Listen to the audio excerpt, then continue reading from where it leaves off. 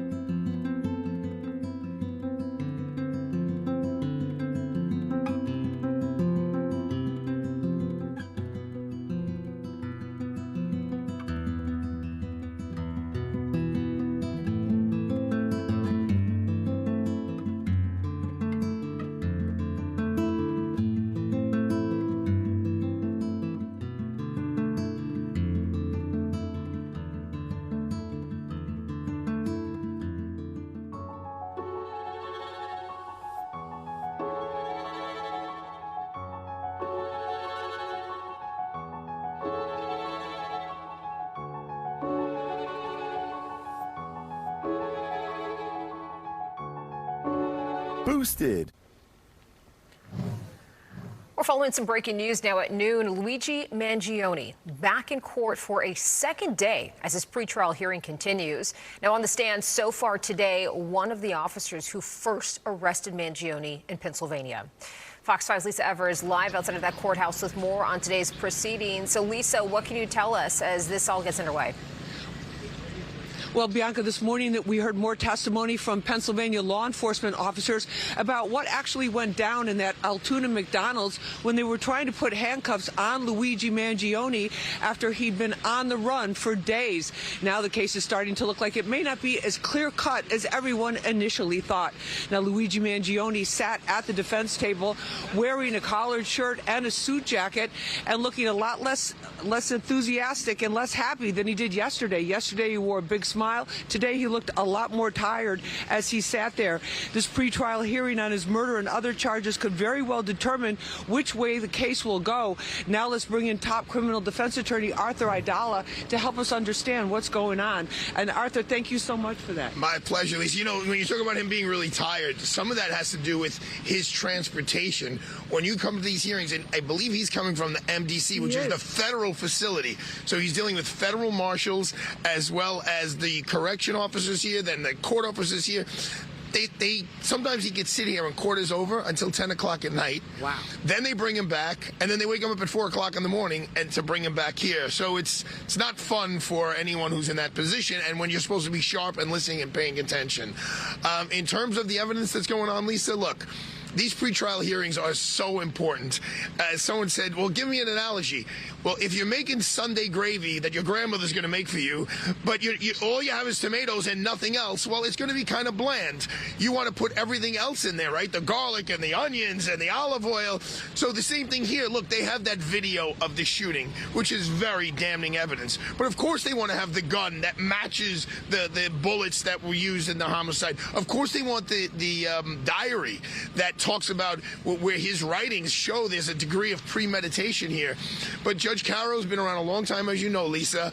He's done literally hundreds of these types of hearings over his career, the judge has. So he's going to know what's admissible and what's not admissible. So, Arthur, in terms of the procedure, it's prosecutors call these witnesses, and then when does the defense get to have their crack at them? So right now the prosecution is putting on witnesses talking about the backpack, how it was seized, how he was seized, how the backpack was seized, and how it was recovered and discovered and what they looked at.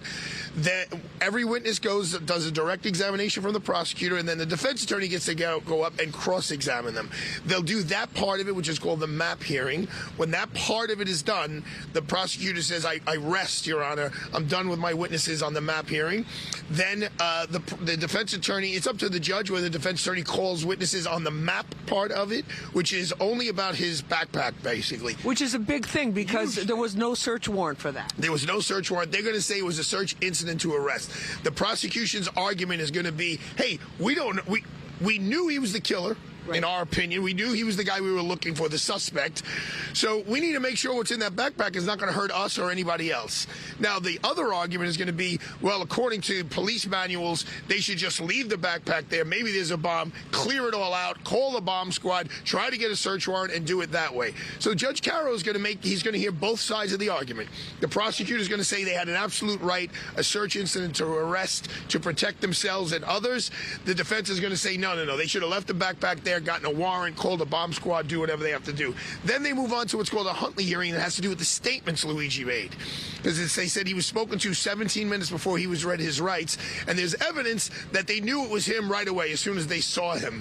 Is that a big mistake? Let me ask you that, because we see all the time, if they're not Mirandized, then it's thrown out. Well, it depends whether they really believe that's the right person or not. They're allowed to ask him some questions if they're not sure it's the guy who they're looking for to determine who that person is. But once they had 20 cops there, he's surrounded, he can't leave, then they're supposed to say you have the right to remain silent. Anything you can say will be held against you. So apparently it was 17 minutes that went by when Luigi spoke. Arthur, thank you so much. We really appreciate it. We're going to be following this very, very closely. Arthur Aidala, criminal defense attorney. I'm Lisa Evers at Manhattan Criminal Court.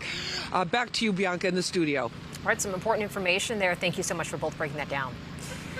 Meanwhile, some more developing news. Voters in Jersey City and Hoboken, they're heading back to the polls today for runoff elections for mayor, since no candidate got more than 50% of the vote on Election Day last month. In Jersey City, veteran City Councilman James Solomon and former governor and former Woodbridge Mayor Jim McGreevey were the two top vote getters. Solomon got about 29% of the vote, McGreevey 25%. McGreevy, who's 68, famously resigned as governor in 2004 and came out as gay after admitting he had an affair with a male staffer. Solomon is 41 and a two-term councilman who has been endorsed by the third and fourth place finishers in November's contest. The polls are open until 8 p.m. tonight. Let's turn back to weather to see what's in store for us this afternoon. Judging by the look of this, a lot of traffic, a lot of snow, a lot of mess. So we're going to turn things over to Audrey Puente, the Weather Center, for the full forecast. Audrey, a lot happening today. Yeah, a lot of all of that, Bianca. You definitely need to take your time to get to where you need to be, whether you're driving or even walking around, because it could be slippery on some of the sidewalks as you get out and about today. Temperatures right now are in the 30s across many locations, although we seem to be a little bit milder right along the coast. That's where we're finding readings in the middle to upper 40s. So it doesn't feel that bad when you step outdoors in Islip and in East Hampton. 46 right now in Belmar. It's far colder, though, off to the north and west in Poughkeepsie, Monticello, and Sussex, and that's also where we're finding some snow showers right now. Now, those temperatures are running much colder than they were at this time yesterday. The coastline running a bit warmer. Our winds are relatively decent, mostly between 5 and 15 miles per hour. However, they'll be gusting to 25 through the rest of the afternoon and right through tonight. It's really all about the moisture that we're experiencing right now, and it's in the form of snow off to the north and west, where those temperatures are in the 20s. So where we're seeing the darker shaded tones here, that's where we're seeing the steadier snowfall. It's been piling up in places like Sullivan and Orange counties, even over towards the Poconos. And then we have an icy mix coming just north and west of the city here, crossing over into northern New Jersey right along 80. So beware of that as well. But it's mainly rain across Long Island, the 5 boroughs, and the southern half of New Jersey. You can see the rain snow line kind of moving a little further northward here. So we'll eventually change over to rain in places like Rockland and Westchester County. A lot of moisture to work through here. It's all shifting from the southwest to the northeast. So New England is going to be impacted for the rest of the evening here. But we see the drier weather coming in quickly from the west here. We're already breaking into sunshine in western Pennsylvania and out towards extreme western portions of New York. That's headed in our direction, and we're actually going to see things wind down just after the evening commute tonight. So look at the futurecast. Shows a lot of rainfall in and around the city here. Again, mainly snow well off to the north, but here we are at 4 o'clock, and things are started kind of wrapping up here from west to east. So coming across the Jersey border out of Pennsylvania, we'll see drier weather coming in here just in time for the evening commute. So that's good news if you're traveling around New Jersey in areas west of the Hudson River. Long Island, it's going to take a little longer. Same thing with Connecticut, but as the low moves out to the east here, things will gradually improve as we go into tonight, and then we'll have clearer weather as we go into Wednesday here. We'll start out with plenty of sunshine. It'll be a much drier day, much more pleasant to be outside for tomorrow for sure. And then on Thursday, we have a front that's in our vicinity, and this could squeeze out a couple of flurries north of the city here. So I don't think we're going to expect any accumulating snow. However, it's something to take note of as we go into that day. All right. So today we're looking at a high of 43 in Central Park, much colder north and west. We already know that. 41 for tomorrow. Thursday we'll have more clouds, but flurries should stay off to the north here. And then it turns much colder behind that front. The high will only be 33 degrees by the end of the week. Bianca, over to you. All right, bundle up out there, Audrey. Thanks so much. Well, next at noon, Samsung drops a first of its kind brand new phone. We're going to show you how this Galaxy Z trifold works, and then its eye-popping price tag coming up next at noon.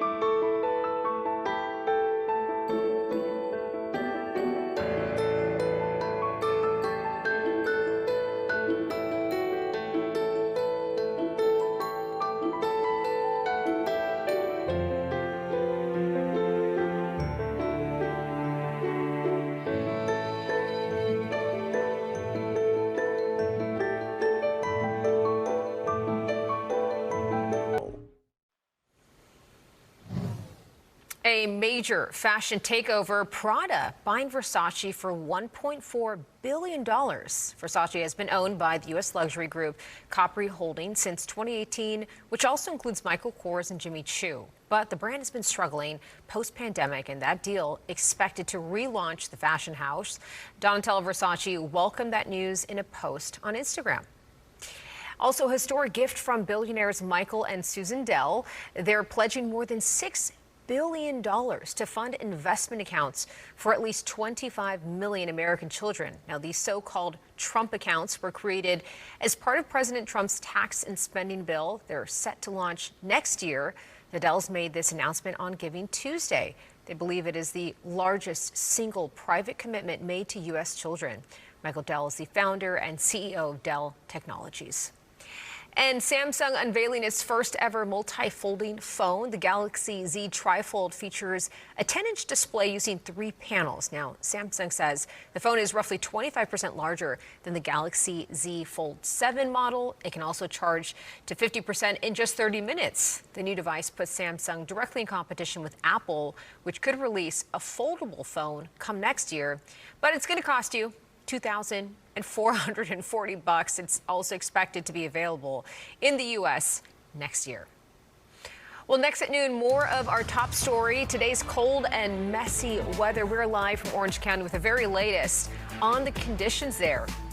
And Black Friday and Cyber Monday finally behind us. It's now Giving Tuesday coming up.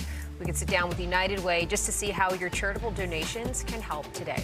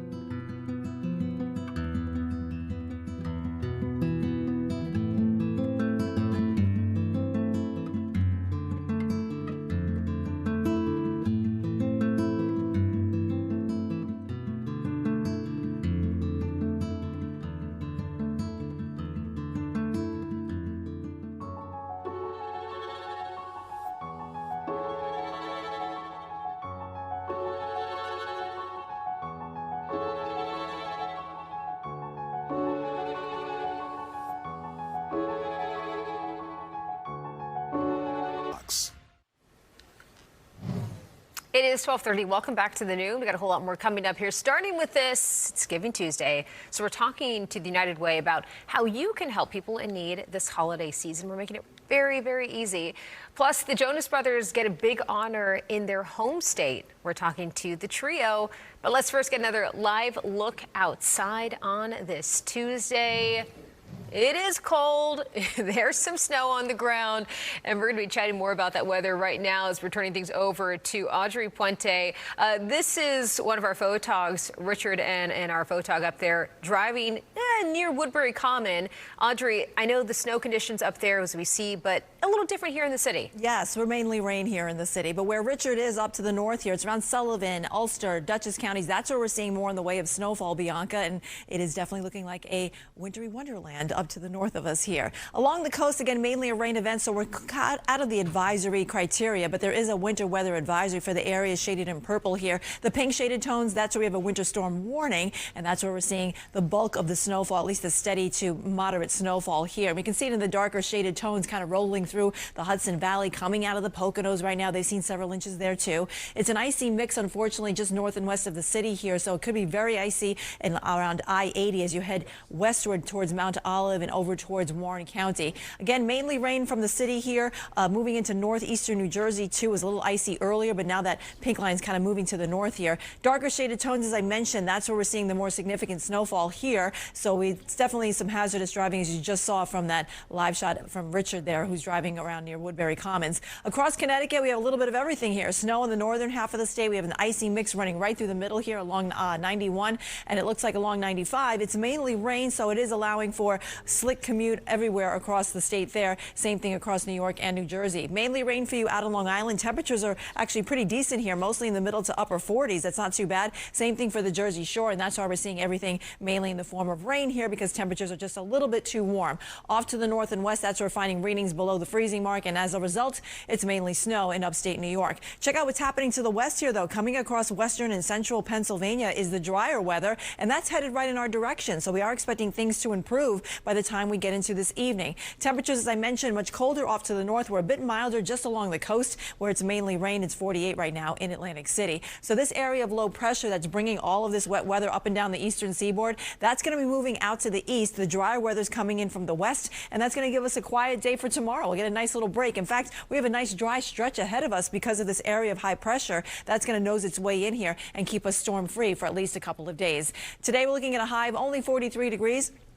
Pretty much steadily from where we are right now. The winds will pick up in speed. They'll be gusting to 25 miles per hour, and that will continue into tonight, too. We're going to drop down to 31 in the city, teens in the suburbs. So keep in mind that with the temperatures below the freezing mark, any wet surfaces, they're going to freeze over tonight. So black ice will be an issue late tonight as well as early tomorrow morning. Now, with more sunshine tomorrow, we'll kind of melt away some of that ice and snow, and the temperature is going up to 41 in the city. Another system will come through on Thursday. It's a cold front. It'll bring some flurries off to the north, but most of us will be dry. But behind that front, it turns much colder for Friday. The high temperature then will be only 33 degrees. That's the high temperature, Bianca. That's cold. Oof. Okay, the hand warmers must be brought out now. Winter's coming. All right, Audrey, thanks so much. Well, speaking about that cold, conditions in Orange County, miserable at this hour, yet pretty. Fox 5's Richard Jacobus out on the roads, and his crew is driving very carefully. Joins us now with a live look. I know we took a look at some of that stuff before we started the show at the 12:30 hour, and it looks stunning outside. Just driving in it, that's a whole nother story, Richard. Totally, and that's why we're driving at like 25 miles an hour. We're along Route 32, Bianca, heading up to the New Paltz area. Cornwall on Hudson would be our next stop here in Orange County. It's like a winter wonderland out my backseat window here, but it's really treacherous on these roads. I'm going to show you. Flip the camera around there so you can see. This is Paul. He's driving our news truck here, and as we go, you can notice the further north you get, the worse the roads get. And this is a main roadway, a main thoroughfare here in Orange County. It parallels the thruway. And it's the plows have definitely come through here, but because it's snowing at this steady clip for the past few hours, you can definitely see how that has changed, and it's gotten worse as we go through the afternoon. And you can see it's still snowing out here. It hasn't changed over, so that rain snow line taking a little while to get further north. Most schools in the region are closed today as this storm is upon us, and I think that's the right call to make, because you wouldn't want to be picking up from school today, or certainly you didn't want to drop off this morning. A lot of municipalities in the Mid-Hudson region declaring snow emergencies. So if you do want to come out and drive, we were at Woodbury Commons, which is about 10 minutes in the other direction. and there were plenty of people who came out today, please take it slow because we're driving on these roads, and I don't know how safe it is because we're going pretty slow. And you can see up there, I haven't seen any accidents, haven't seen any cars stalled per se, at least on this route, but it's definitely something to watch. And if you do have to get out later this afternoon, or at any point during the day, you may want to wait till this tapers off and these roads are cleared a little bit. So leave that extra room between vehicles like we're doing. Drive slowly, be extra cautious. That's the best advice as we continue our way up north here in Orange County. I think we could say now live from Cornwall on Hudson, we might be entering that region next. So we'll see where this takes us. Yeah, Richard, it's funny you point out, like, if you don't have to leave, don't. But, you know, for us who had to still come to work, I mean, it took me 45 minutes to get to work today on the bus, which normally takes 15. But what about your commute as you were coming through some of that rain heading up to the snow? So me coming from southern Westchester, which is, you know, kind of like on the border of, if you want to go towards Yonkers, that area where we were all rain, it was just a pretty, you know, wet commute this morning. You took your time. But as you got further north, you took the I-287. Once you got I-287 northbound and you went up to I-87, the thruway, once you hit the Rockland kind of Orange County border, that's when the weather pattern started to change. All of a sudden, you saw white patches, you saw the snow come down, and the roads, everybody started taking it slower. So people were driving, you know, 40 miles per hour on the thruway, and we took that all the way up until we got here to Woodbury, and this is kind of where it starts to get really bad. And north of here, you get into the Catskill region. After they're seeing 6+ inches of snow today. So take it slow. Maybe don't go out. Take the day off. Sit home. That would be nice. That would be nice. Hey, the only thing to make your day better, maybe stop and get some hot chocolate on the way. I will, and maybe I'll do some shopping in Woodbury. Turn this car around. I want to go shopping. I will send you my list, Richard. I feel like I'm being driven in a limo. Richard, always great chatting with you. You guys be safe out there. All right, next at noon, a new documentary diving into the allegations against Sean Diddy Combs. We have some details on the rival rapper involved in this series and what Diddy's team is now saying about it.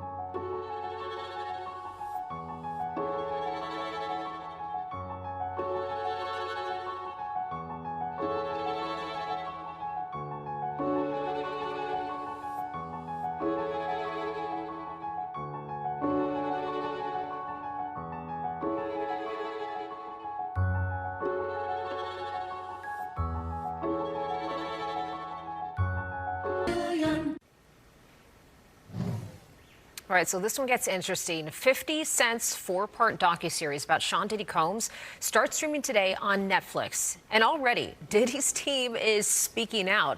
His publicist is calling Sean Combs' The Reckoning, quote, a shameful hit piece that is an unfair, illegal, and unnecessary and deeply personal affront. The trailer for the docuseries shows Combs on the phone with his legal team saying, we're losing, 6 days before he was arrested. In a statement to The Hollywood Reporter, Combs' publicist noted that Netflix relied on stolen footage that was never authorized for release. In a statement posted on a Netflix website, the film's director says the footage was obtained legally. Combs is currently serving a 50-month sentence on prostitution-related convictions.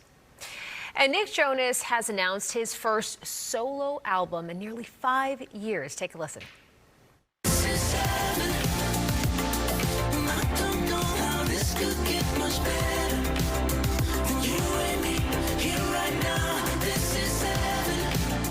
So during a performance in Las Vegas, the Jonas Brothers said that he's going to be dropping his next album, Sunday Best, on February 6th. It's going to be his first solo album since Spaceman back in 2021.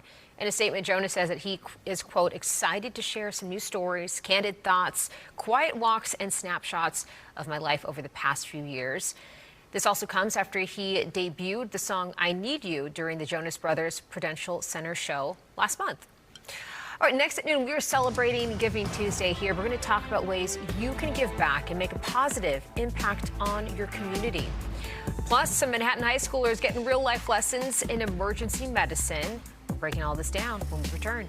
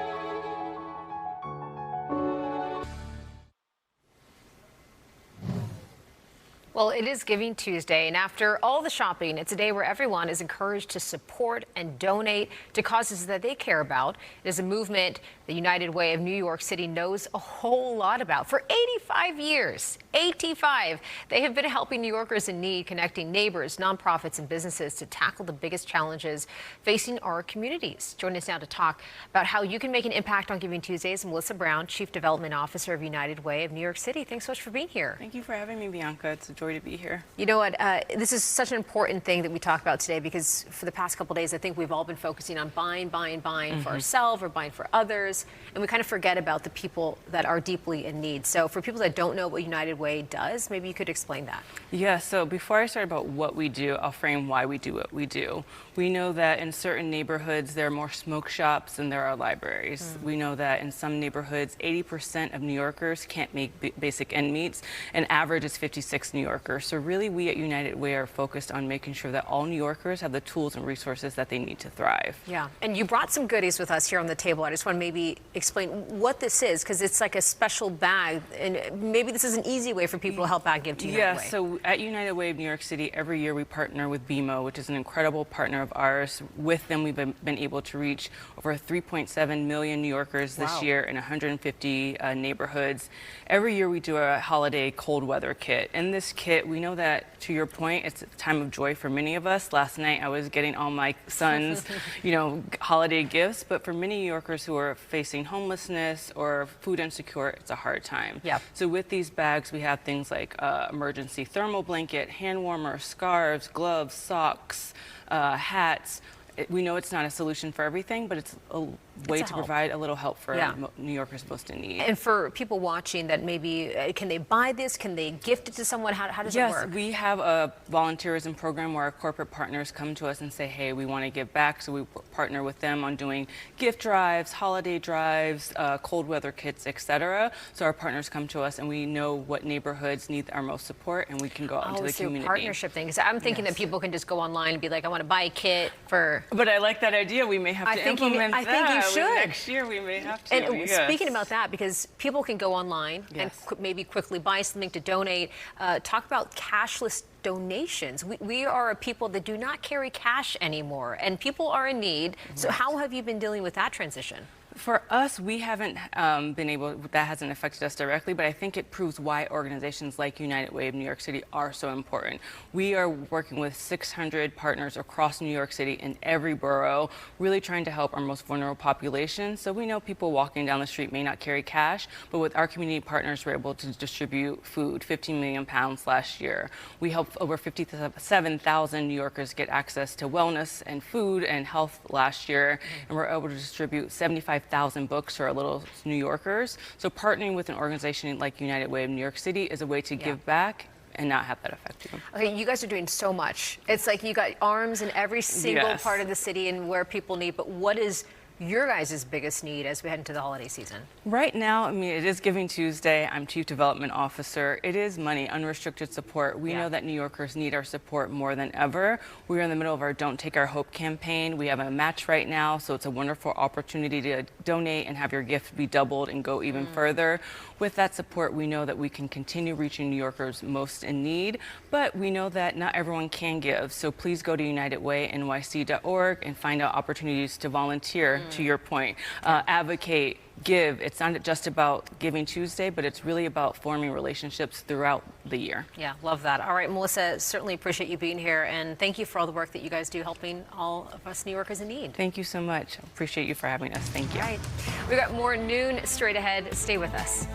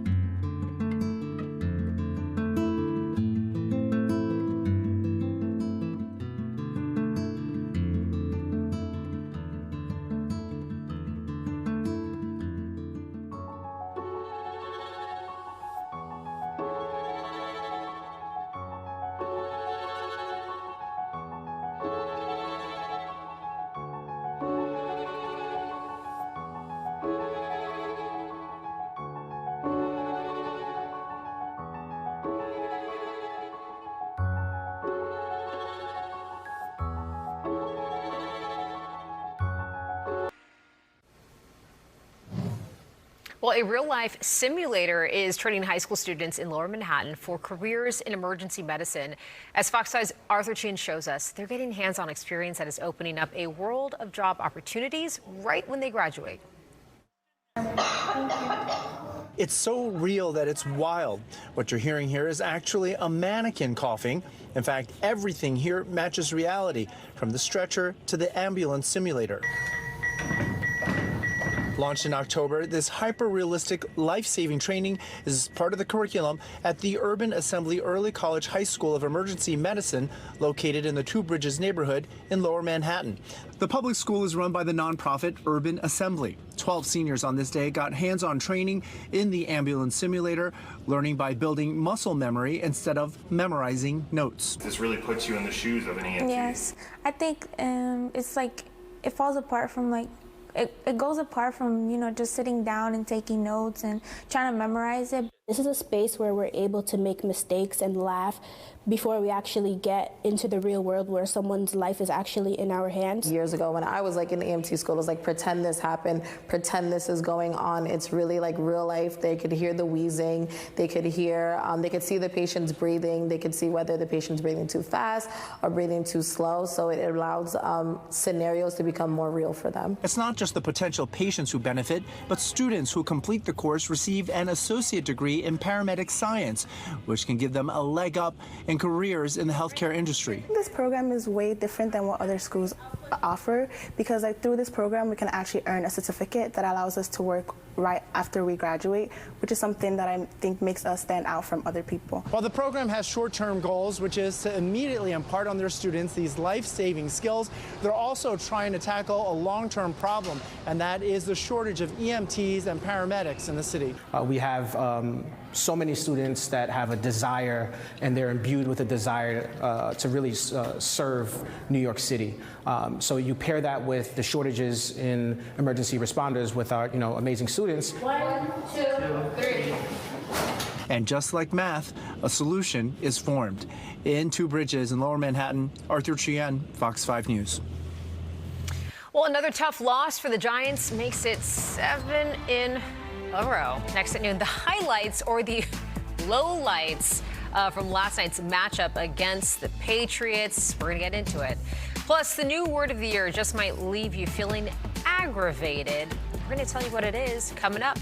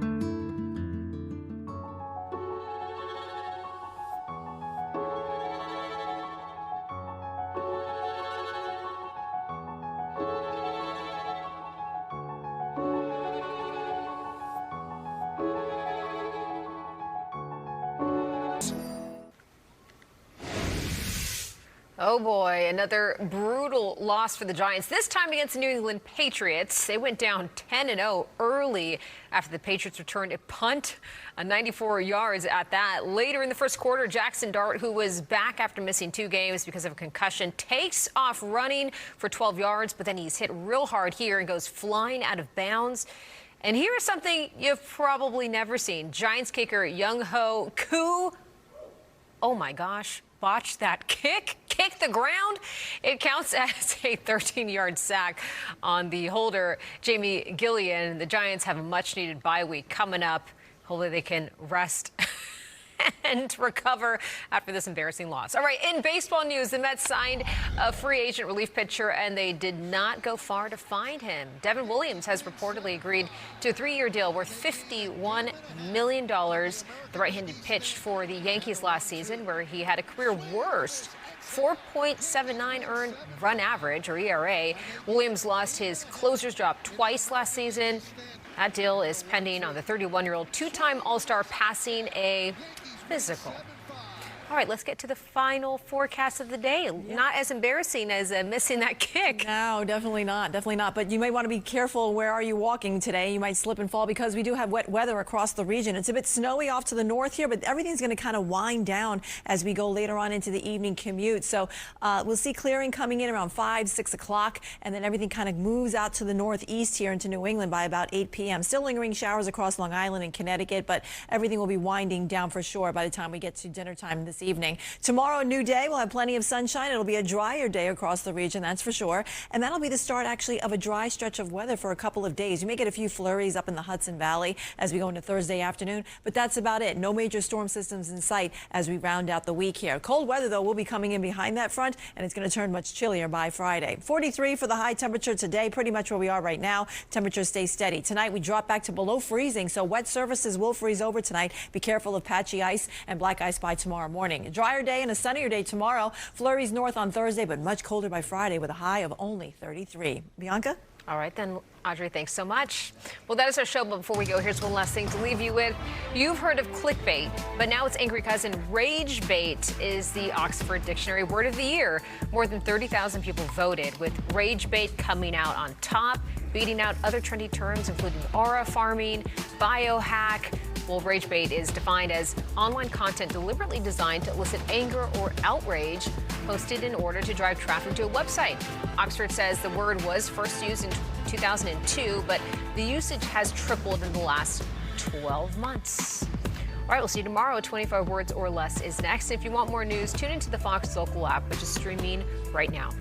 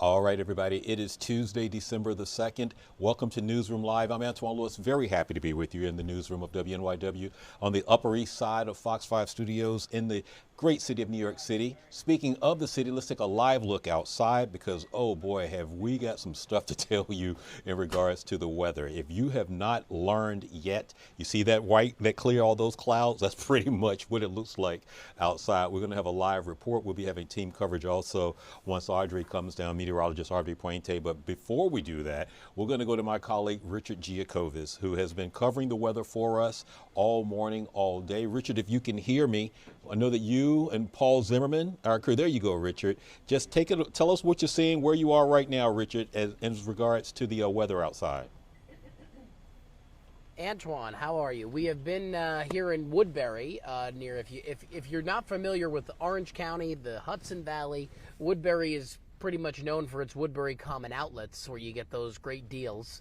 It is now post Black Friday, so maybe some of those are still lingering, and we've seen a lot of people actually out shopping in this weather today. But this is where it's been snowing at a pretty steady clip most of the morning and now into the afternoon. And it almost seems like it's gotten steadier these past few hours. So what we're actually doing right now is we're driving on Route 32 in Woodbury, which is kind of parallel to I-87, the thruway. It takes you up and down to the north. That was going towards New Paltz. We're heading back down to Woodbury now, and we came across our first accident that could be weather related. And I was telling you this while I was driving up myself earlier this morning, how treacherous these roads can be. And here's a perfect example of what happens when you don't take precaution, or when you maybe shouldn't be out on the road unless absolutely necessary. So it looks like that minivan up there was driving here southbound on Route 32, heading towards Woodbury. This is Woodbury Police in front of us. Now the tow truck is there, and he must have slid off into the embankment, because these roads, despite them mostly being plowed, you can look and see that the plows really can't keep up with just how steady the snow is. So even though they've been out and they've been trying to get a handle on it, and they pre-salted these roads and got them ready for today, sometimes you don't always expect it to keep going as fast as it does. And I think that these snow removal crews have maybe gotten behind on trying to keep even major thoroughfares like this cleared. So the tow truck is doing its thing now as it tries to hook up this minivan and get it onto the tow truck there, and then they'll get it out and they can reopen this main road. But they've actually stopped traffic in both directions. Just an example, though, of how you need to take it slow, how you really need to stay at least 2 to 3 car lengths behind each vehicle that you're driving adjacent to or behind, because this is what happens. And sometimes it's more than one vehicle. In this case, it's this one. But it's something you don't want to take lightly, because this snow, at least up here in Orange County, where we're under a winter weather advisory, is coming down pretty steadily still, and will do so as we get into that afternoon and evening commute. Monroe Woodbury schools and surrounding school districts closed today. All the municipal offices are closed today in these areas, but not the shopping malls. Everybody's out at those. Right. So, Antoine, this is what we're dealing with up here in the Hudson Valley. But again, if you are coming out and you live up this way, just drive really slow, and don't come out unless you necessarily need to, because I'm not sure how much worse this could get. Right. I was about to ask, Richard, just what you were seeing on the way up there.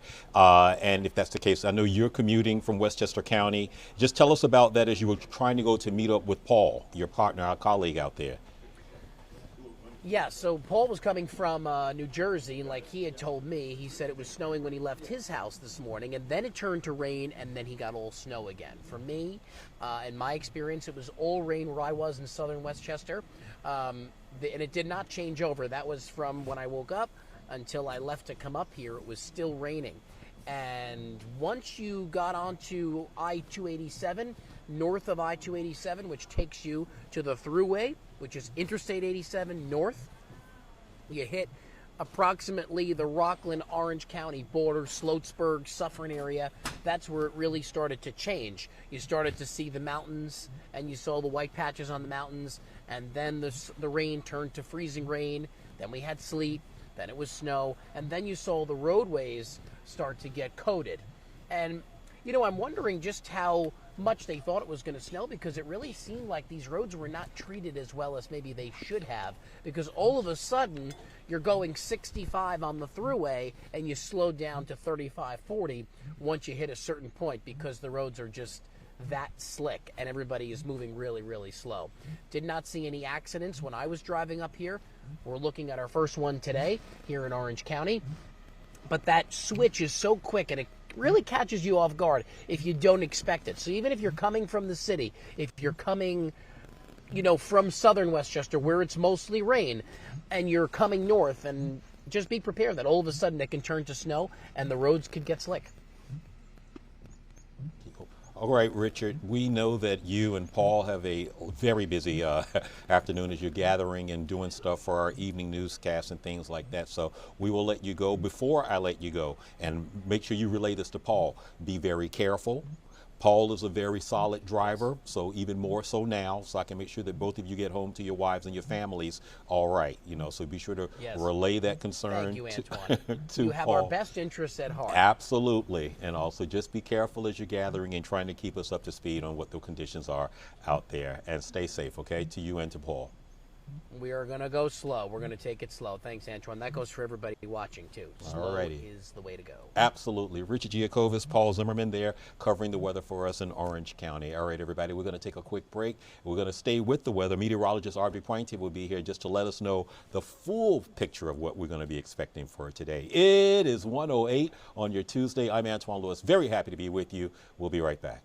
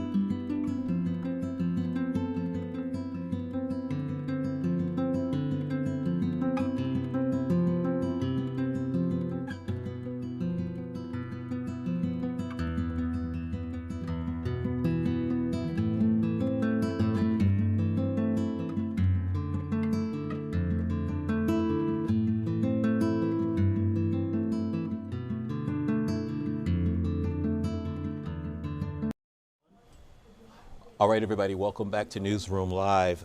That is a live look outside. It looks as if it would be a cloud or something right there. Okay, there it is. That looks better. I told you we'd have team coverage. Meteorologist Arby Pointe joining us now just to talk about this. And the Tri-State, it's a messy Tuesday. Yeah. You know, we warned you yesterday. Yep. It was definitely going to be sloppy across the Tri-State area for the commute. I think the evening commute could also be a little bit hazardous along Long Island, Connecticut, but things are going to improve quickly by the time we get to dinner. In fact, if you have plans this evening to go out, you should be just fine. We should still continue with those plans? Yes. Yeah. Okay, because I kind of canceled one, you know, thinking that it was going to be a situation. Look, I wore my suede boots today because I was like, I'm going to be okay when I go out to dinner later. Oh, okay. I didn't. I wore my tried and trues in case there's salt on the sidewalk. But no, you'll be okay later. Speaking of, so the mix came in about the time that you all had said it would, and here we are. Yeah. So now we have snow off to the north and west, which I think we've shown all morning long on Fox 5. And we just saw Richard also. You did? Okay, good. Yeah. So yeah, he's definitely enjoying a winter wonderland off to the north, but it is hazardous driving. And I think it's actually more hazardous just south of there because of an icy mix that's coming across portions of northern Rockland, northern Westchester into Putnam County. The Futurecast, I think, shows that too. Yeah, right? there we go. Yeah, well, you see the pink shaded tones. To me, that's actually the most dangerous area because that's icy, and that's, you know, people think they just see rain and they don't realize that it's actually more icy sleet mix, and they'll tend to drive a little faster, right? Snow, you definitely slow down when you see snow, right? Right. Rain, you kind of slow down, but you go a little faster than snow usually. I'm not advising that. I'm just saying some people do. Some people do. But the icy mix really, I think, gets people off guard, and they start slipping and sliding. And even if you're walking too, it's also hazardous. It's not just the driving issue. Now, also check out these temperatures. Below freezing across the area. So what that means is tomorrow morning, anything that's wet will be frozen over overnight. So ice. Yes, icy patches a lot across the Tri-State area tomorrow morning. So be careful when you are walking around. You're definitely going to need your shoes that you got on right now. Right. Traction. Yeah, I'll leave the boots at home tomorrow because it'll be icy tomorrow morning. But that's just the sidewalk, because you're also talking about the roadways too. Right, anything that's wet. So the salt spreaders will definitely be out overnight because even though it will have stopped snowing and raining, it's going to turn into ice overnight. So that's something they need to do. And if they haven't had that plan yet, I hope they're watching and they're listening, because they should definitely get the salt out tonight. Or if you have it in your driveway, people have it in their garages, right? Definitely put it out. Yes, because it's going to be ice tomorrow on your car, all of that. The good news, though, we're going to have plenty of sunshine tomorrow, so it'll quickly help to melt any snow and ice that is across the region, and temperatures will move above freezing, so it actually looks decent tomorrow. We still have the winter weather advisory until 10 o'clock. The pink is winter storm warning. That's until 6 o'clock. I think these are actually going to wind down a little earlier. They'll probably cancel them, let them expire a little sooner. Again, the times I just said. So in regards to what you were saying that's going to happen this evening, is that just the timing of it? The system's just moving out? Is it going north or off to the... It's going to New England. New England, yeah, right. so they're really going to be walloped tonight. What we'll have to deal with tonight is ice, because it will freeze over wherever it's wet. So if you have salts in your garage, you want to put it out on your walkways, things like that. If the salt spreader companies want to be out tonight, I highly advise it. And then things will improve greatly tomorrow because the ice will have melted away with all the sun that we'll be having, and temperatures will rise also, so that'll be good. Now, are we technically in winter? No, we still have a couple of weeks. Exactly. It's technically fall. Because, you know, as we were getting ready to come for Newsroom Live, I was trying to make sure I didn't say wintry mix, because technically, is that That's a great question. And I was going to wait till you get down here to ask you about that. I would say, because I would say wintry is more of an adjective, you know, and it's a wintry mix because, you know, not necessarily calendar or seasonal, but just in the context. Right. I don't know if there's a criteria for it. That is a great question, though. I need to look that up. And you know what? I actually have to correct myself. We are not maybe in the winter season, but by the calendar, we are in meteorological winter. Oh, yes. Okay. So can we explain that? Because that started yesterday, and people, you know, they'll hear it, and all of my weather friends will be like, Audrey, it's actually winter. So it's actually meteorological winter. We have the astronomical winter, which is the one we observe, you know, in a couple of weeks. Right. That has to do with the angle of the Earth and the tilt at 23.5 degrees. That's a whole other thing. Okay, we're now in meteorological winter, which happens on the 1st because it's due to the calendar. We run it by the calendar. It's for record-keeping purposes because in meteorology, in the weather world, we like things nice and neat. We like our data orderly, right? So we start things on the 1st. So right now it is meteorological winter, so we'll keep our records as December, January, February. So then March 1st would be meteorological spring for us, right? And so on. So spring is March, April, May. Right. And June 1st is meteorological summer. Even though most of us don't observe the start of the season until a few weeks after the start of the meteorological season. Right. Us weather people, we like the start of the meteorological season for record-keeping purposes. Of course, I was about to say, of course, it's going to mean a lot to you know, the weather teams, you know, across the country, across the globe. But my question then would be, so it's the meteorological, yes. like, you know, that winter. In Spanish. Yeah, oh my gosh, that happens about 3 weeks before we technically observe that. Yes. See, I can add. Yeah. I was following along in my head. I knew how many weeks we were. But I like the question you presented about it. Is it a wintry mix officially? Like we call it that. Right. We refer to it more as an adjective as opposed to like criteria, making it a wintry mix. Right. That's a really good. I'm putting that in my chat GPT and see what happens. Here we go. She and that and the one. weather AI. So, in regards to inclement weather, we know we just saw Richard and his crew are riding around doing it. When these situations kick in, you know, and just share with everybody how it impacts the weather team, you know, because you all have been studying this, you know when the models are coming in. Right, so right now it's sort of like we sit back and watch at this point, because for the last week or so we've been watching this develop, and that's when the anticipation was there for us. That's when we get excited in the weather department. I know for on this side where you guys are at, it's more like today is all the excitement, but for us it's like the excitement is coming. Like we've had it for the last few days. Especially yesterday, I was very excited because yesterday was when we helped predict everything. So as a weather team, we get excited like the day before, because this is when we are actually on air advising people, giving them the timing, the totals, what to expect when and where. And so for us, that's the excitement part. So right now we're in the sitting back and watching all of it unfold as we predicted. That's the phase that we're in at this point. With us, you know, a lot of us, I can't speak for everybody. You may have noticed it if you watched Richard's live shot, but a lot of times an adrenaline rush kicks in on this side when we're out covering it, particularly snow, because it's cold, it's wet. You just have to try to make the most out of it. So I always tried to have fun, you know, whenever that was possible. Well, you know. this morning I was watching, when I was getting ready to come in, and I saw Jessica Formoso in the car get very excited when she finally found a snowflake because she was driving around. She left at 3:30 in the morning. She did. She drove upstate, and when she wasn't seeing anything for a little while because the air was actually too dry. A lot of the moisture we saw on the radar wasn't reaching the ground just yet. But then she finally caught it.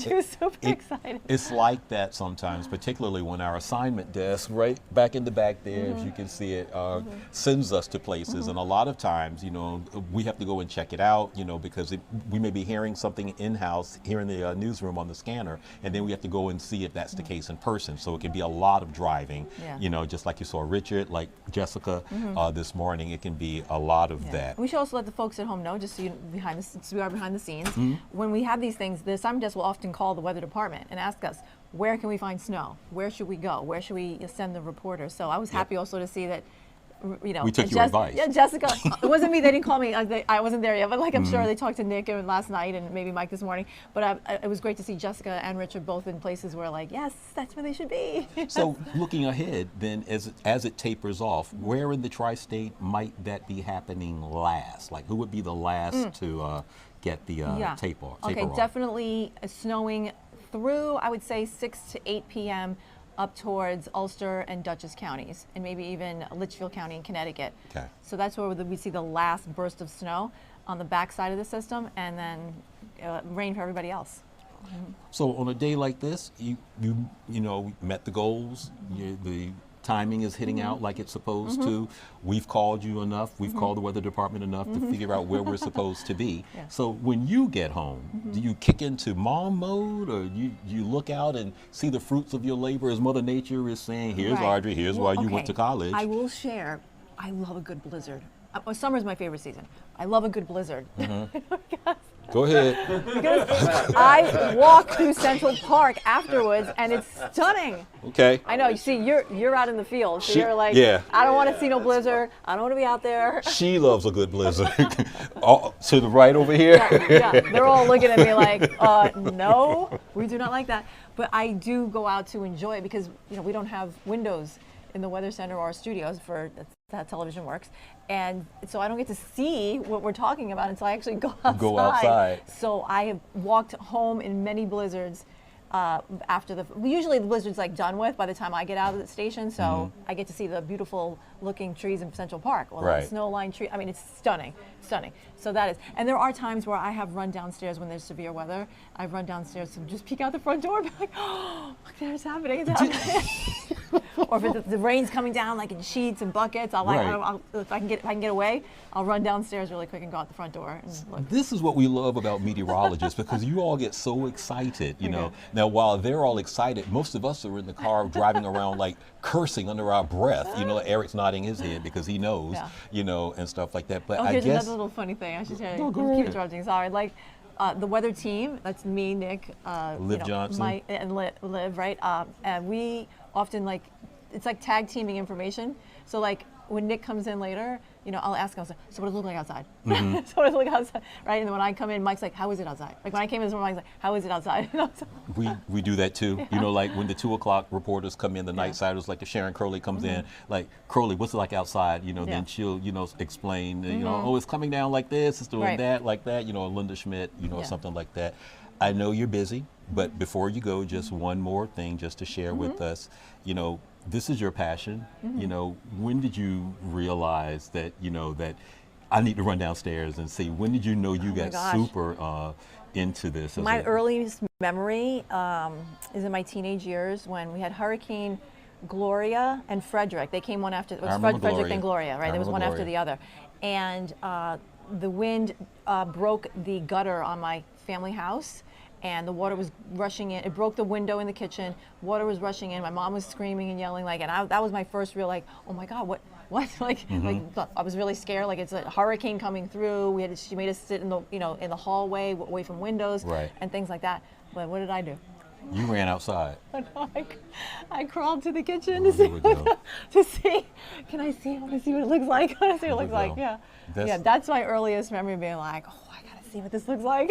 and there the spark began. Yeah, that's like pretty much where it started. And we are the better for it. All right, Audrey Pointe, I know you're busy, and we're going to show everyone else one more live look outside. Suzanne Watt is our operator today. Suzanne is going to take us outside, and the commute. I know we were talking about that as well. So just be careful on the roadways, everyone. As Audrey was saying, as Richard also was saying, as I'm reminding you, if you're going to be going out, if you have to go down the steps to the subway, if you have to walk to your car, just be very, very careful because it is slick out there. Very slick. All right, thank you for being with us. You're welcome. All right, everybody. One quick break, and we'll be right back. More news, more headlines, more Newsroom Live when we return.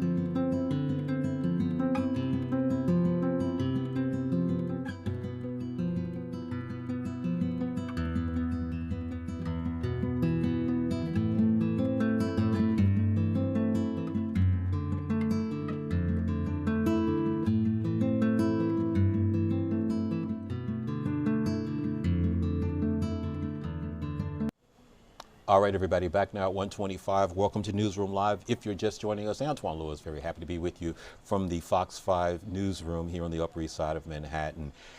The biggest story we've got going on right now is, of course, the weather outside. So if you're going to be making your way out, be very, very careful. Know that a number of the roads, particularly in the outer suburb areas and some of the northern counties, are still having snow falling, and some of the roads have not been plowed or salted just yet. So just know that if you're leaving your house, to just take extra care and caution as you're doing so.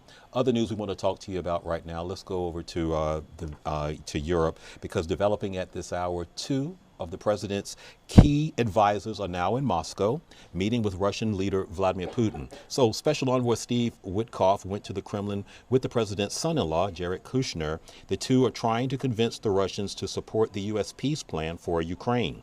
Now, ahead of the visit, Putin accused Ukraine's European allies of trying to sabotage peace efforts. Ukrainian President Volodymyr Zelensky says that he will speak with Witkoff and Kushner immediately after they meet with Putin. So again, the United States is desperately trying to bring an end to this war, this conflict, all these years it's been going on now. So hopefully some headway will be made in that area. But that's the very latest that we have for you on that. And we'll, of course, keep you informed on all of our platforms that you're gathering news from us in this capacity.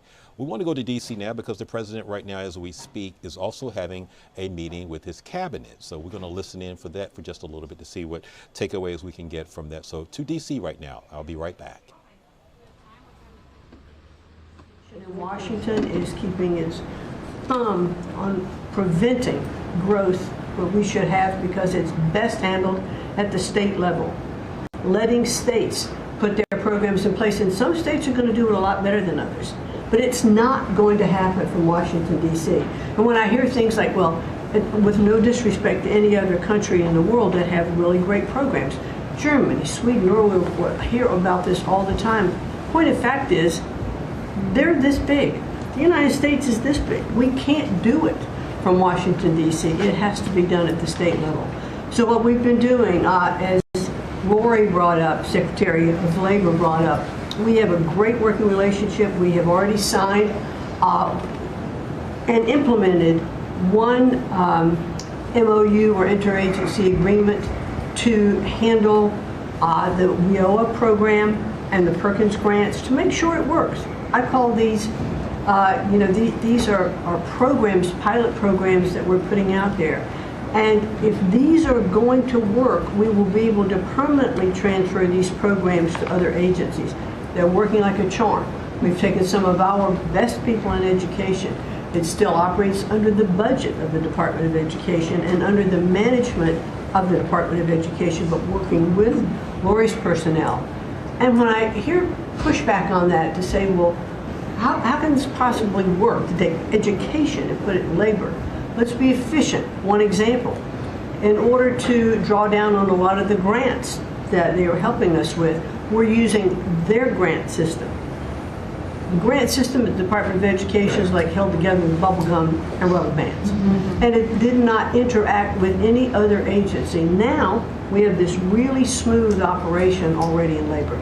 So that has prompted us to sign also other interagency agreements, 2 more with labor, 1 with HHS, 1 with the Department of State, and we'll be moving other programs. All right, everybody, you were listening in on the cabinet meeting. The president's having his 9th one, believe it or not. That's what's going on. All right, we're going to take a break. Then we're going to Lower Manhattan because Luigi Mangione is in court, and we have team coverage on that. Our Lisa Evers and our Stephanie Bertini both will be joining us right after the break.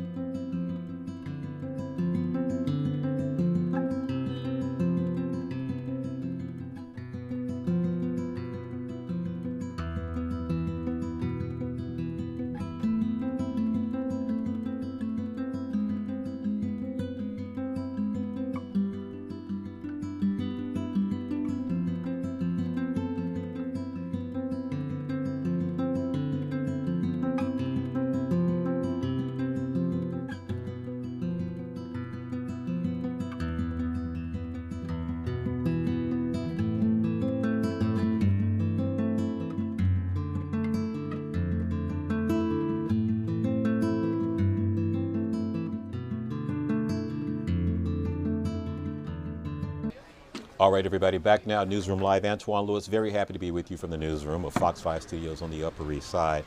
In Lower Manhattan today, the second of the pretrial hearings for Luigi Mangione, the suspect accused of killing the United Healthcare CEO Brian Thompson last summer. And we want to go now to our colleagues, Lisa Evers, and she's joined by Stephanie Bertini at some point also. But Lisa, I see you. Just walk us through everything that happened today. Well, Antoine, I'm going to let Stephanie get into that, but we are here outside of Manhattan Criminal Court, 100 Center Street, day 2 of the pretrial hearing for Luigi Mangione. Now, we've talked between yesterday and today, we've talked with several legal experts, prominent legal experts, and one of the most important things that they're telling us is that at this pretrial hearing, what happens in that courtroom, you see in the building right behind us, is going to determine how this case is going to go, what the trial will be like if it in fact gets to that point. So I want to bring in right now my colleague Stephanie Bertini. She's been in the courtroom, the actual courtroom, all day long. And to get a sense, first of all, Stephanie, thank you for taking time on the little lunch break right now. First of all, tell us about Luigi Mangione's demeanor, because some of the pictures we saw from the pool feed inside the courtroom, he looked a lot different than yesterday. Tell us about that. So he appeared stoic overall. I think that was similar to yesterday, but he seemed maybe at times engaged, at times withdrawn. It was kind of this back and forth, maybe a little tired, maybe, you know, obviously you can imagine for anyone in that seat, it would feel exhausting, defeating, I don't know. I mean, just covering court, we know that it's a long and tedious process. So this is now day 2 since he's been back here at Manhattan Criminal Court. At times, though, he did seem very engaged, and I'll tell you why. As prosecutors, and I guess we'll get into that, we're going back and forth with the witness on the stand, which is an officer.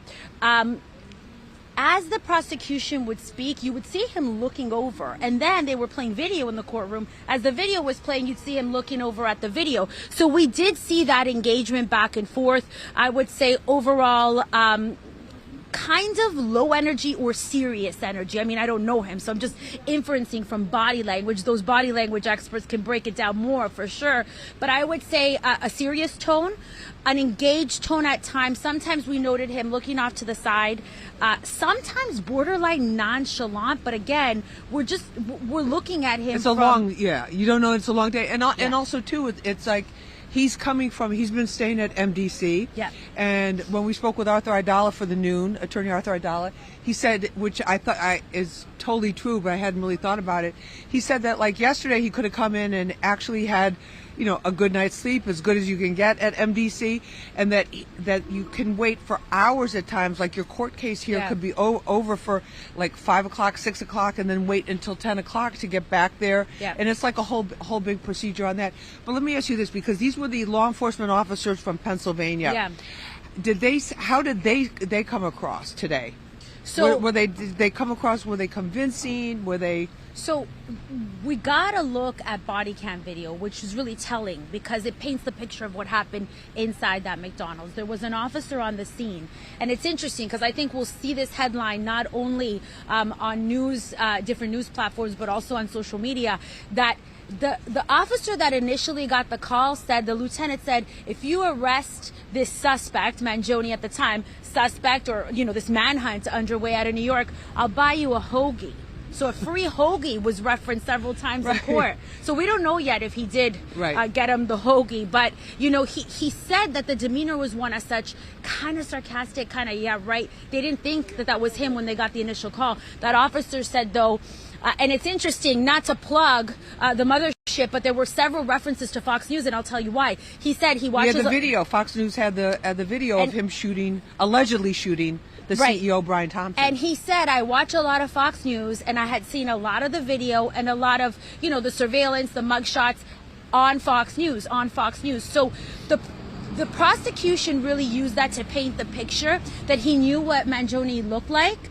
So he said, as soon as I saw him, made contact with him when he went in that McDonald's. So the initial call is someone that looks like this person on the run is in that McDonald's. He said when he saw him near the back of the McDonald's, I don't know the exact layout, but near the background, it seems like kind of where the bathrooms are, their franchises, they all kind of look the same. He said that he knew it was him right away.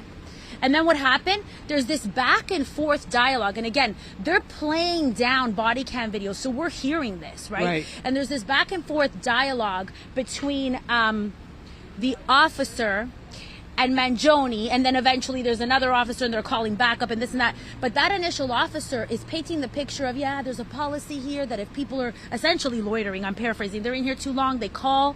So he doesn't let up that the reason that he's there with him is because they think he's the suspect out of New York. Right. Another thing that came out in court was, so now the prosecutors are painting the picture of the use of a fake ID. Right. And you hear in that surveillance video a man who looks exactly like Mangione. So again, it's surveillance. Everyone's, entitled due process, but we're watching that video in court admit later on that he did, that his name is in fact Luigi Mangione. So there was a name that was used, admitted essentially to a fake ID, and it was the fake ID charge. That's how the cops in Pennsylvania they got him on the fake ID charge. And also he was yesterday there was testimony from one of the workers at McDonald's saying that he used cash. He was using cash, so he couldn't pay at the kiosk. In McDonald's you go in and you order from the kiosk. And then he would go that he paid cash at the counter in order to not have any type of card or anything like that traced. So in terms of the what about the lawyers? What about the prosecutors? In terms of their demeanor and. So they're going back and forth. Really kind of going through this sort of line by line or piece of video by piece of video. I say line by line because they're asking that officer, you said this, what did you mean? Or what did you see when you saw that? Interesting, they painted a picture of what seems to be, and I'm inferencing now because I'm still digesting this information. You're listening, you're constant, all the details. So there's an initial frisk in which the officer said he doesn't find anything, and later on it came out that peanut butter was found and some other objects. So essentially I think they're painting the picture that he had layers on. Interesting too, the timestamp on the body cam footage that we're watching. So I'm in there for hours. Right. Step out and get rained on behind the scenes here on Newsroom Live. But sitting in the courtroom 4 hours and we're going minute by minute. So we're not even at 10 a.m. After 9, I think, is when they initially went in. Right. So Mangione had just finished breakfast, so he's eating the McDonald's. This is going on back and forth. Right. At first he's told, that he thinks that it's just, it's a loitering thing, I guess. That's the picture they're painting. Eventually he's told that now he's under investigation, so he understands that something is happening. But the minutes leading up to that arrest, it's not even an hour, and you see this kind of unraveling. And let me just bring in Antoine if you have any questions about this, but let me just pull back a little bit and give kind of like a drone view of the whole thing too. Right. Because all of this, Antoine, is this whole pretrial hearing. Every lawyer that we've talked to and interviewed is telling us that this is, it's what this is really all about is that gun, that 3D printed gun that they found, that police say they found in the backpack, the search of the backpack, which his Mangione's team is saying was unconstitutional because they didn't have a warrant. Right. And also the other thing that'll be interesting is that you have this happened in Pennsylvania. They have a little bit of different laws apparently than New York State does in terms of searches, in terms of when they can search somebody's property, that type of thing. So all of these details, these great details, and thank you so much for taking your break out here with us. Right. Happy that to. Stephanie is giving us is it's filling in that narrative that prosecutors are trying to portray to justify what was done, so they can keep that evidence in because they need it to in order to get a conviction. Antoine, are you trying to ask us something, or you guys are telling us we're out of time? No, we're good. I know Stephanie's on a short window because I know she has to get back in line to get back inside, but I had a question, and either of you can answer this. A lot has been made of the, I don't want to say fan club that Luigi Mangione has built or whatever like that. Any of that inside the courtroom, Stephanie, or outside, Lisa? Have you known any of seen any of these supporters who apparently have been showing up, at some of the court hearings, at least during the arraignment and some of the other parts since he's been arrested? Well, let me start with the outside, and then we'll get the inside from Steph. The outside here right now is pouring rain. Yeah. We're under the beautiful Fox 5 tent. We love the deluxe. That's why we're not getting rain. Architecture here. Shout out to the guys for putting this out for us. But there's some tents. They actually set up some I don't know what they're called, the pop tents or whatever. that are out here. There's only about 4 of them. It's pouring rain. Most of them look unoccupied. And there's no protesters really out here today. But what about inside? So, Steph? we learned with high-profile cases like with the Diddy trial that you covered intensely. I mean, especially the elements are going to play in. This is New York City. There's seasons. So on a day like today, when you get this kind of weather, obviously with the Diddy thing, the weather was warmer. So that might push and pull the crowd. I don't think it's to that extent. But what we do know is that there are a lot of eyes on Manhattan Criminal Court, Antoine. People that can come passing by. Again, we're day 2 now, but also online. Now inside, so let's talk about going in. A lot of layers to get in there, to get, you know this well. You know this, you have to be in the Lisa, list to be very early. You got to be in a list. They're giving us these green cards so we can get in. It's a whole thing. It's on the 13th floor. So by the time you get up there as press, you've kind of, or media, you've already gone through a layer of different things. It's a whole situation to get in, right?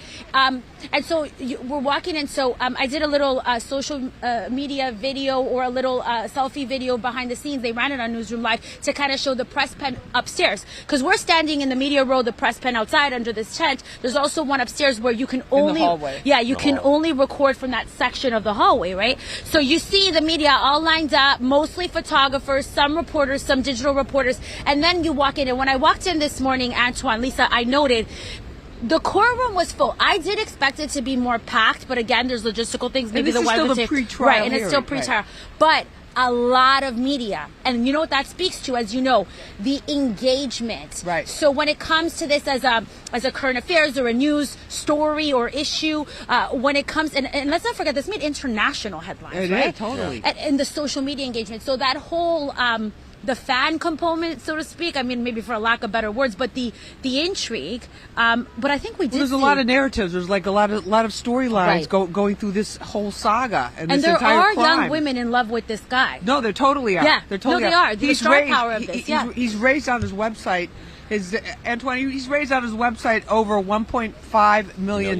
Exactly. That's why I was asking, about it, because of just how intense some of the females who have found him, worthy of their attention, to some degree, like that. Ladies, we can't thank you enough. I saw a row in the back. Antoine. Is he wrapping I'm trying to make sure she gets back in the line. I was just gonna. No, I'm gonna get back in. We're gonna be back in by 2. They're starting at 2:15. But I noticed in the back, and we've seen this again and again over the years covering court. 2 rows, and they might have been law students. I don't know exactly, but interesting, because that would speak to this phenomenon too. When you see these high-profile cases, Antoine, Lisa, you do see sometimes a lot of students students going and people going to spectate. But it's tough to get in there. It might be busier, if the weather isn't as bad outside, but overall, I'm going to head back in. Lisa will be out here doing these hits. All right, we'll be in touch. And thank you for your excellent reports from inside the court. Thanks, Lisa. Thanks, Antoine. Stephanie, stay dry. Thank you so much for joining us. Lisa, I know that you, Mike Nash, and our other crew down there also have things to do. So we can't thank you enough for giving some color, if you will, to what's going on in Lower Manhattan. And both of you, be careful as you're making your way back home, because the roads are still going to be slick. Thank you so much for being with us, both of you. All right, Antoine, thanks. Stephanie, thank you. Antoine, thank you very much. All right, everybody. One quick break. More news, more headlines, more Newsroom Live when we return.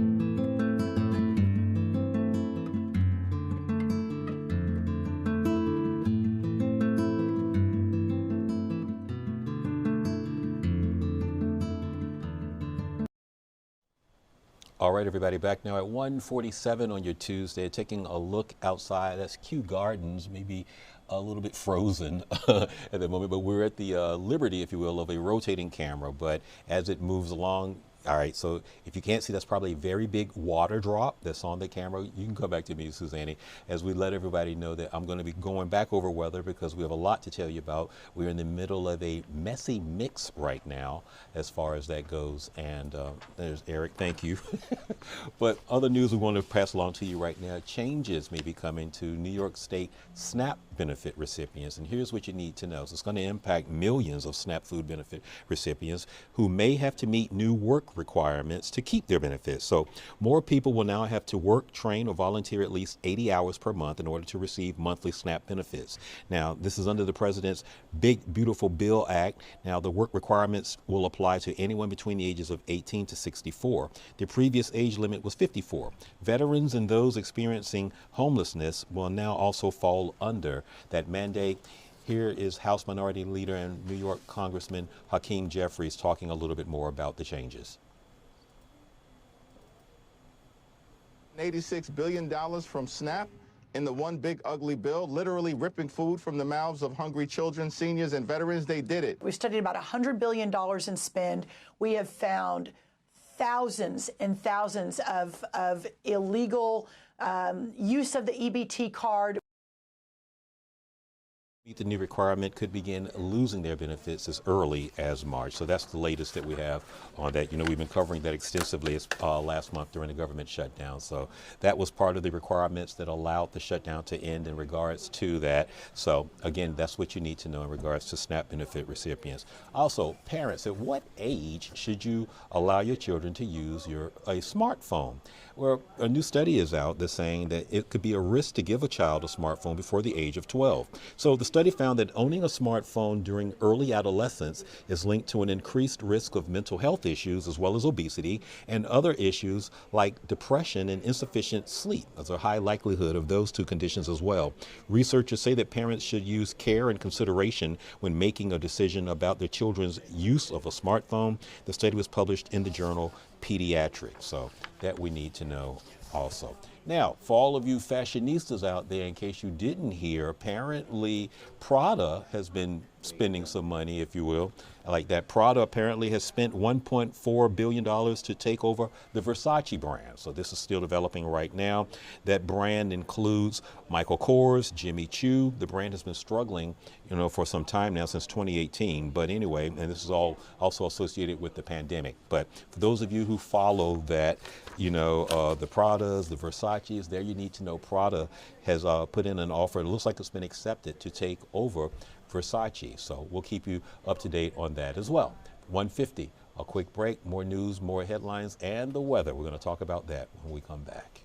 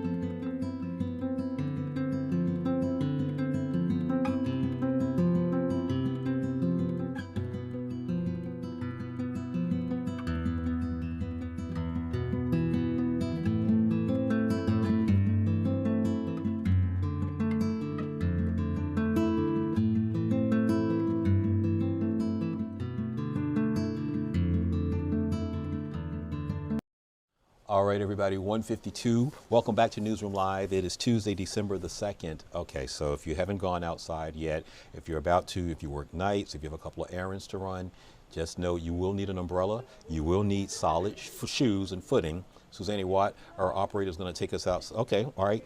So this is what's going on. Now, this is Futurecast.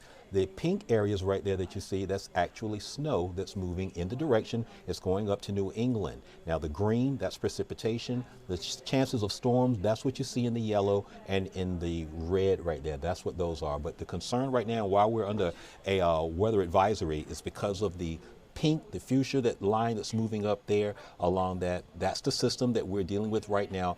It is moving out, and by this evening, by the evening commute, as late as maybe 6:30, we should have an end to the rain, but it's just getting to that point over the next 4 hours and some change. So you need to know that before. You will need your umbrella.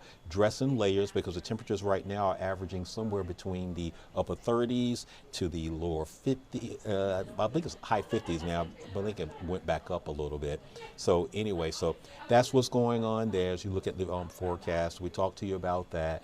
And we can show that map one more time. I just want to look at it and make sure nothing had changed. Thanks, Suzanne. So, yep, you can see the system is moving up North England, but it's staying off to the coast. At least that's the trajectory right now. Now, that, of course, could change because Mother Nature is the boss. She has the final say. So that's what's going on with that. We've been telling you about the president having a meeting with his cabinet. We've been keeping our eye on it because it looks to be a little intense. The Secretary of Defense, Pete Hegseth, is actually speaking right now. Let's dip in and listen to a little bit about what's going on. Any truth at all. And then you want to throw out really irresponsible terms about American heroes, about the judgment that they made. I wrote a whole book on this topic because of what politicians and the press does to warfighters. President Trump has empowered commanders to do what is necessary, which is dark and difficult things in the dead of night on behalf of the American people. We support them, and we will stop the poisoning of the American people. And Mr. Secretary, on the second strike, you said it happened more than an hour after the first. Did I hear it correctly? I couldn't tell you the exact amount of time. You went off the room, is what you're saying. I already stated my answer quite clearly. So remember this, we lost last year. I think it was more than that, but you know, people don't like saying it because they always said 100,000, 115,000, numbers we've been hearing for years. So we lost last year more than 200,000 people, dead people. Ruined families beyond the 200,000, and those 200,000, that family will never be the same. But these people have killed over 200,000 people, actually killed over 200,000 people last year, and those numbers are down. Those numbers are down. They're way down, and they're down because we're doing these strikes, and we're going to start doing those strikes on land too. You know, the land is much easier. It's much easier, and we know the routes they take. We know everything about them. We know where they live. We know where the bad ones live. And we're going to start that very soon, too. Mr. President, thank you so much, Mr. President. You know what? When we start that, we're going to drive those numbers down so low. What's going on right now, everybody, just to give you some context, it looks like the President and the Secretary of Defense, Hegseth, were taking questions about the U.S.'s involvement in attacking, if you will, suspected drug vessels. So it looks like that was a question that was being asked, and that's what the President and the Secretary of Defense are talking about right now. I wanted to give you some context. We're going to dip back in just to listen because this is a hot topic right now. Let people just walk across the border like it was nothing. You look at them, a lot of them, you know, you say, oh, let's not discriminate. I'm not talking about color. I'm just talking about, you look into the eyes of some of these people. We're smart. And you see a killer. Come on in. Just come on in. 11,888 murderers. Many of them committed more than one murder. He allowed them into our country, totally unvetted, totally unchecked. But he also allowed drugs to come in at record numbers. And hundreds of thousands of people a year died. And we're taking those son of a bitches out, yeah. Thank you so much, Mr. President, for taking our questions. I think this is the most transparent administration I ever seen. I'm impressed by these people. I'll tell you, how strong are you? You've been holding it for 2 hours. You know, there are very few physically. There are very few people who could do that. I'm very proud of you. What the hell you? I have no idea who you are, but you're strong. Thank you, Mr. President. Mr. President, last week, militia groups in Iraq attacked the Christian region's gas field, the largest gas field, which even the U.S. companies invested in the energy sector in the Christian region. And the Christian Prime Minister requested the United States to provide them some sorts of means and defense system to defending their civilian infrastructure and U.S. investment in the Christian region. Are you willing to providing them this support? And if I had this question, tomorrow the United States is going to open and integrate one of the main. Louder? Yeah, of course. Is that possible? Boy, You're the most gentle, beautiful voice, but you're a very gentle person. Go ahead. Just take fewer words and louder. Yeah, sure. I will repeat my first question last week. Okay, everybody, so we were listening to the president's cabinet, and again, he was addressing questions about suspected drug vessels that the United States has been targeting. So that's why that heated exchange was going on a little bit there between, I guess, the reporter who was asking the question and the Secretary of Defense that was happening there.